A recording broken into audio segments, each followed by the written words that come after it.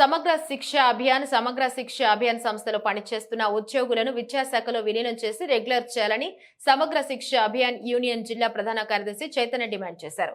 శుక్రవారం జీవీఎంసీ గాంధీ విగ్రహం వద్ద చేపట్టిన రిలే దీక్షలో ఆయన మాట్లాడుతూ తక్షణమే రాష్ట్ర ప్రభుత్వం ఉద్యోగులకు హెచ్ఆర్ పాలసీ అమలు చేయాలని, సుప్రీంకోర్టు తీర్పు ప్రకారం సమాన వేతనం అమలు చేయాలని, పదవి విరమణ వయస్సు 62 ఏళ్లకు పెంచాలన్నారు.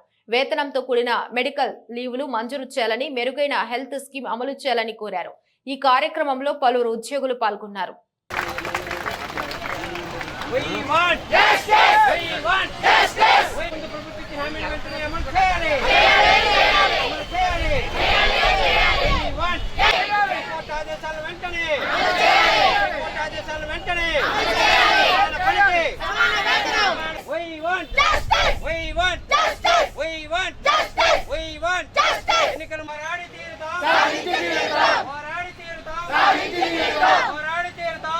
సార్, నా పేరు చైతన్య అండి. విశాఖపట్నం సమగ్ర శిక్ష జేఏసీ జిల్లా ప్రధాన కార్యదర్శిని.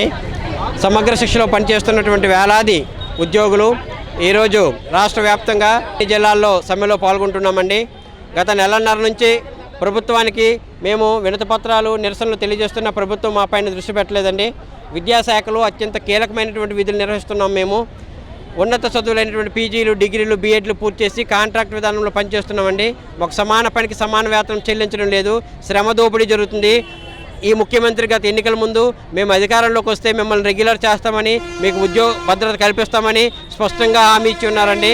కానీ 4.5 ఏళ్ళు గడుస్తున్న నేటికి కూడా మా ఊసే ఎత్తలేదు, మాకు న్యాయం జరగలేదు.